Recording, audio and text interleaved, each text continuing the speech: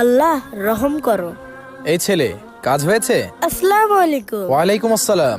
দুপুর হয়ে গিয়েছে তো, খাবার খেতে যাবে না? আমি খাবার খেতে যাব না, কারণ আমি রোজা রয়েছি। এখন আবার কিসের রোজা? আমাদের প্রিয় নবী সোমবার ও বৃহস্পতিবার রোজা রাখতেন, তাই আমিও রোজা রেখেছি। মাশাআল্লাহ, এটা তো অনেক ভালো কথা। ঠিক আছে, তুমি কাজ করো, তোমার সাথে আমি পরে দেখা করছি। আসসালামু আলাইকুম। ওয়ালাইকুম আসসালাম।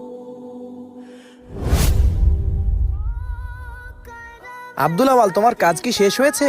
জি আঙ্কেল, শেষ হয়ে গিয়েছে। এই নাও তোমার আজকের মজুরি। আর এই 500 টাকা আমি তোমাকে খুশি হয়ে দিলাম, কারণ তুমি রোজা থাকা অবস্থায় অনেক কষ্ট করে কাজ করেছো। না আঙ্কেল, এই টাকা আমি নিতে পারবো না। কেন, কি হয়েছে? কারণ বিচারের দিনে আল্লাহ যদি বলেন রোজা রেখেছিলে আমার জন্য আর পুরস্কার নিয়েছিলে মানুষের কাছ থেকে, সেদিন আমি আল্লাহর কাছে কি জবাব দেব?